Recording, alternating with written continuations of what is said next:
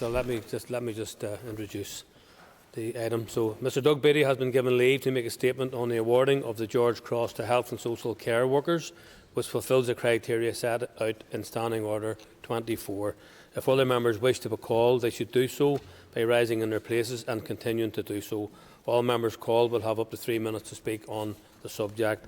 And I would also remind members that interventions are not permitted, and I will not take points of order on this or any other matter until the item of business has finished. And I call Mr. Doug Beattie. Thank you, Mr. Speaker. The NHS is an extraordinary institution. They are our doctors, our nurses, our care workers, our paramedics, the drivers.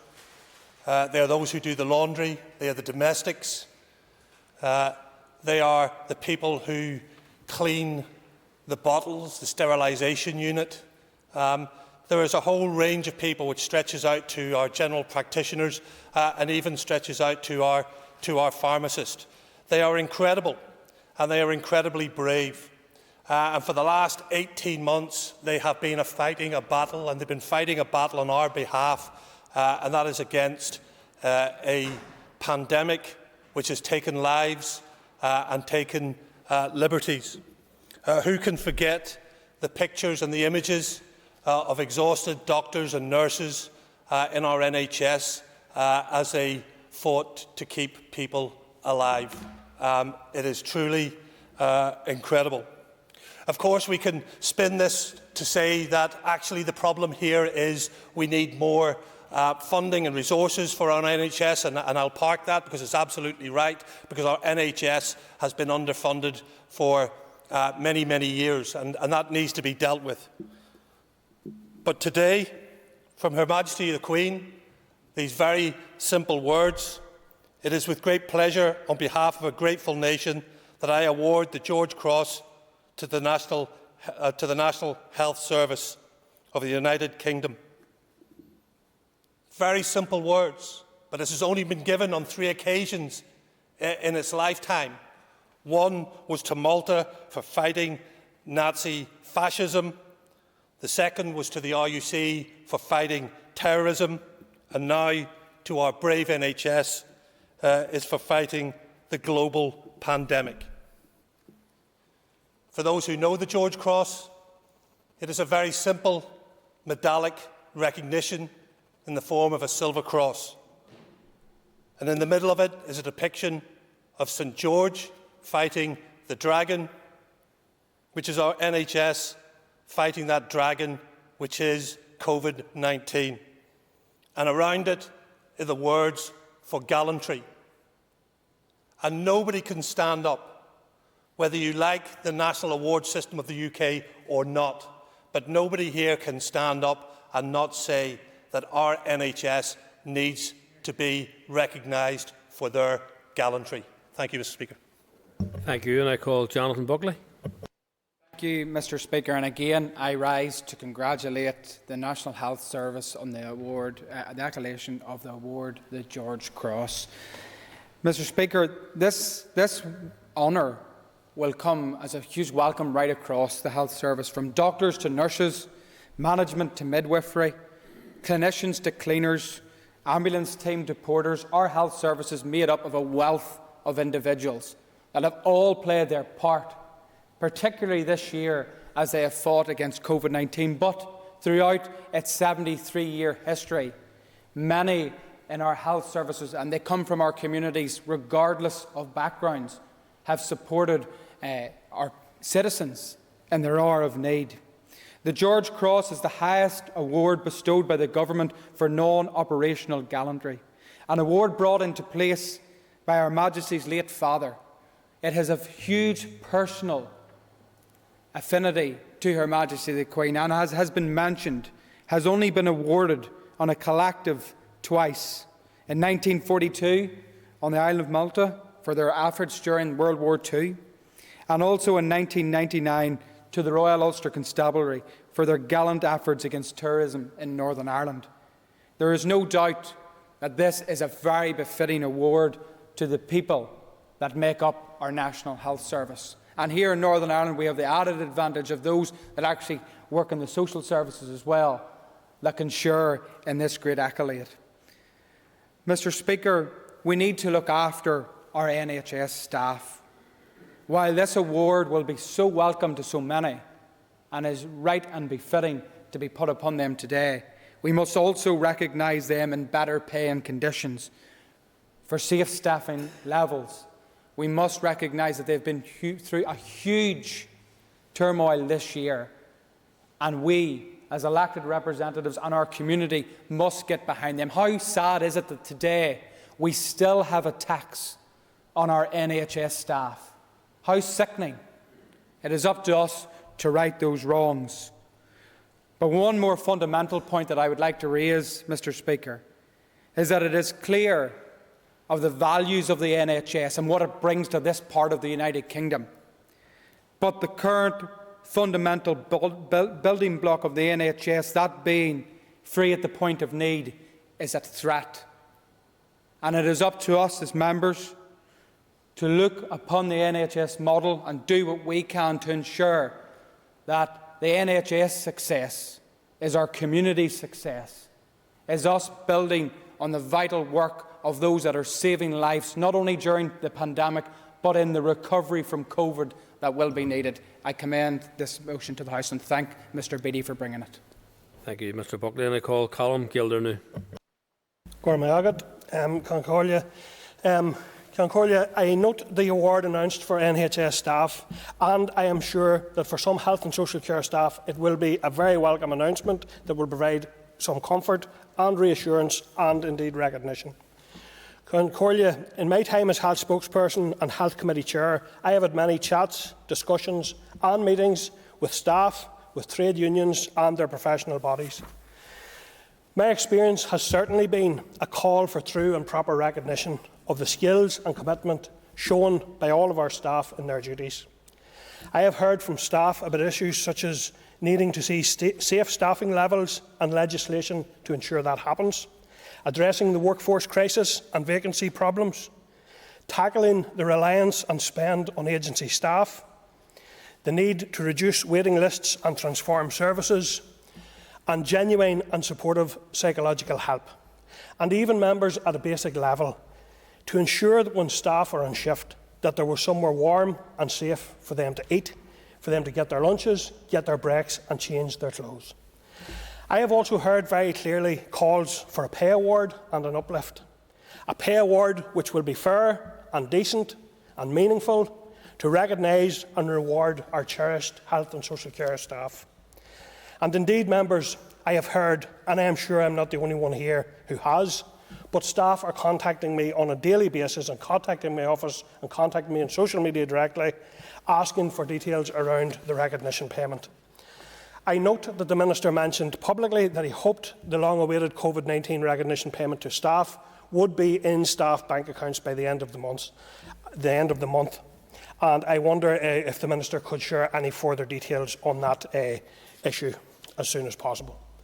Finally, I would like to acknowledge that it is right and proper to recognise the work and services provided by health and social care staff during the COVID-19 pandemic. I would like to see that recognition in every interaction we have with staff. I would like to see and hear it in a simple thank you after getting treated. Say it to the nurse, to the doctor, to the social worker, the porter, the cook or the social care worker. I want to see the removal of abuse, both verbal and physical, from all of our healthcare settings, whether it's in the emergency department, on the phone to your local GP receptionist or walking down the street. Let us not forget all the emergency and frontline workers who were there on our behalf when they were needed. They do what they do because of their commitment to their work and to us, their community. Let us reward their commitment and effort today and every day in real and meaningful ways, both large and small. Thank you. And I call Colin McGrath.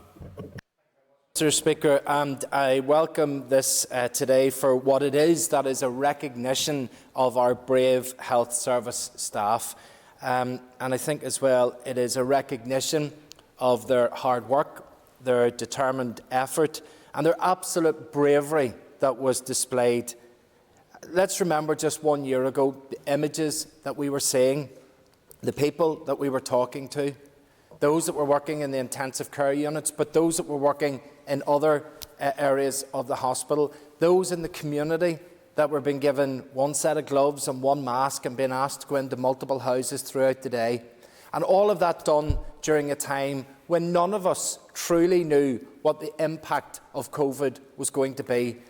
They didn't stop, they didn't think about it, they went ahead and they did their work because they knew, as staff, that they had to deliver care. And also we got to recognise the full breadth of careers that there are within our health sector. Many different people doing different jobs, but if any element of that didn't play their part, the system wouldn't work. And I acknowledge fully what has been done. However, I think such an award, whilst is welcome, I think they were also promised the £500 payment, and that was promised a long time ago. I think that would be an equal, if not more practical, acknowledgement of their work and their effort, and I would like to see those payments starting as quickly as possible.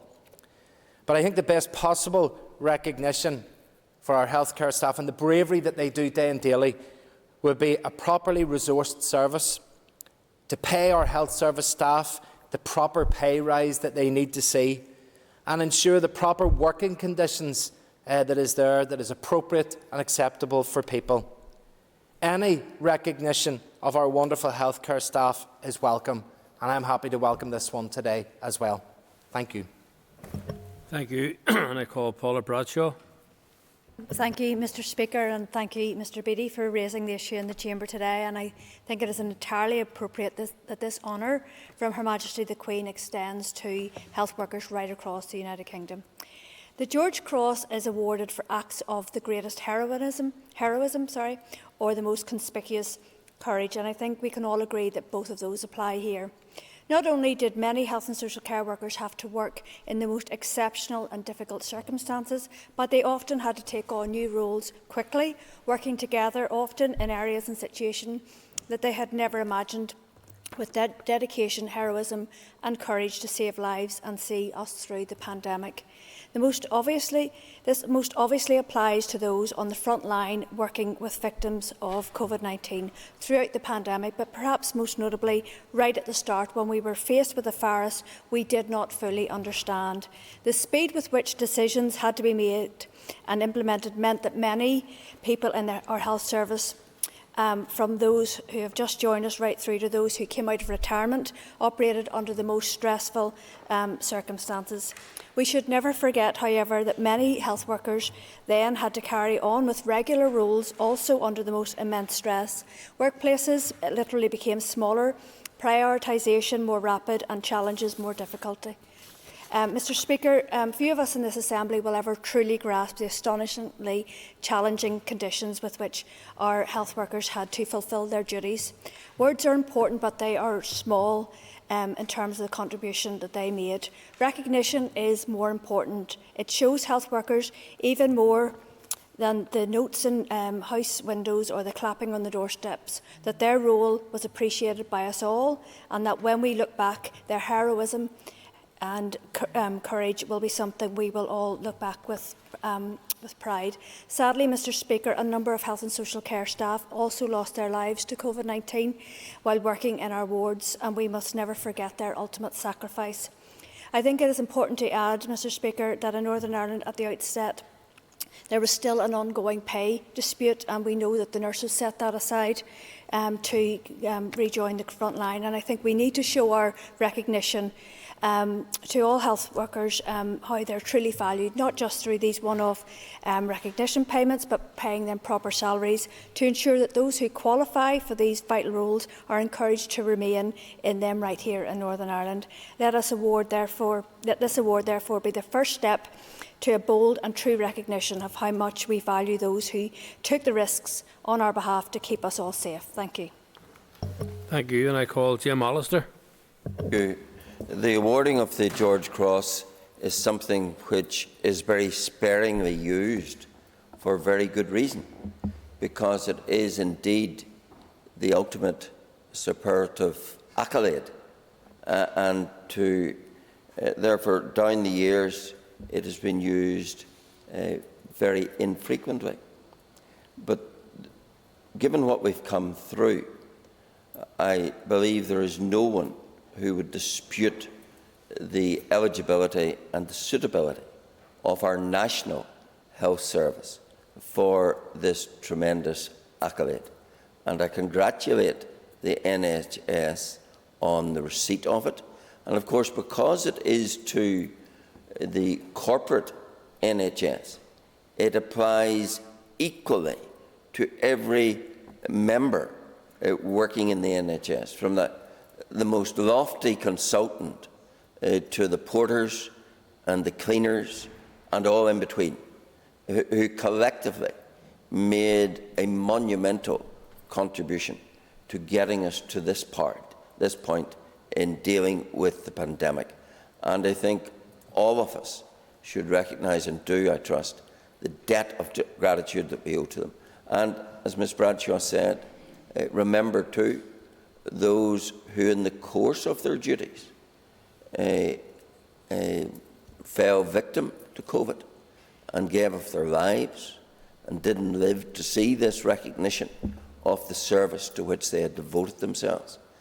So I think it is a fitting tribute, a very well-deserved tribute, and something which I believe can cause every member of the NHS to hold their heads up high, knowing that what they did has national recognition and that they delivered as the national service that they are. Thank you. Thank you. And I call Alan Chambers.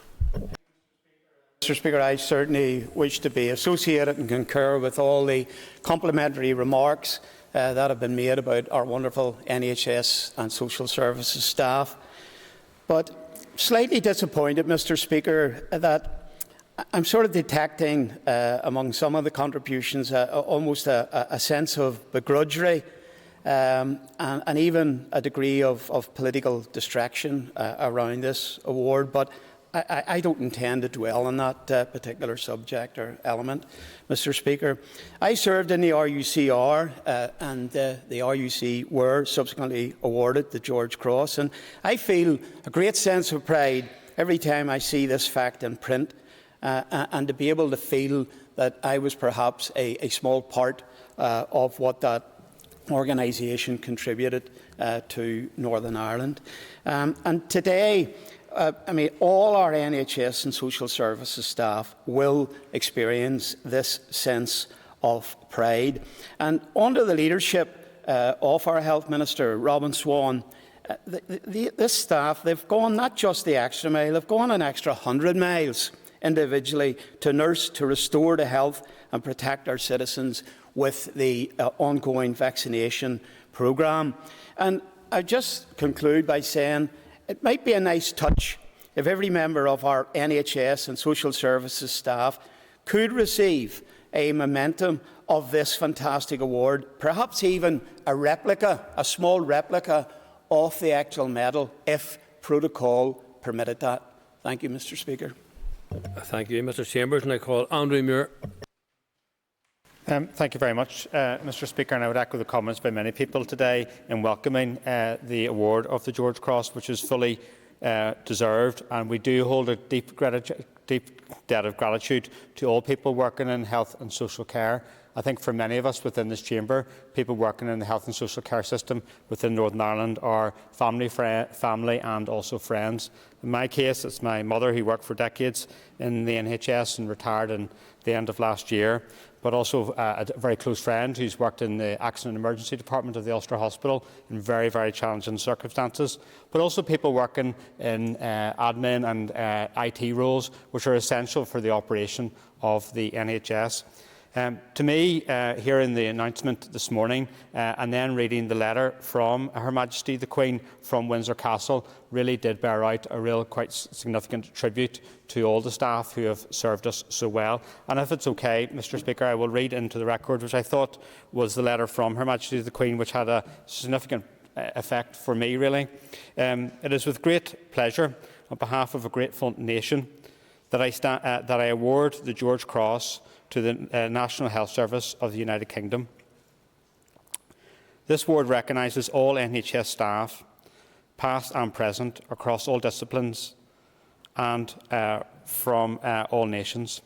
Sorry, apologies, it is handwritten. It's a bit like a doctor's handwriting, so I'm trying to go through it. For more than 7 decades, and especially in recent times, you have supported the people of our country with courage, compassion and dedication, demonstrating the highest standards of public service. You have our enduring thanks and appreciation. Her Majesty the Queen. Thank you. I'm going to call George Robinson. Thank you, Mr. Speaker. Our NHS has always been there for all our citizens, no matter creed or class, and in particular over the last year and a half to help fight this vicious pandemic, which we never endured over our lifetime. In my opinion, this is due recognition to the life-saving work that those dedicated NHS staff, be they doctors, nurses, cleaners, ambulance crews, etc., who have all went the extra mile, and in some cases where even they lost their own lives trying to save others. Well done, in recognition of the George Cross to all our brave NHS staff. Thank you. And that concludes this item of matter of the day.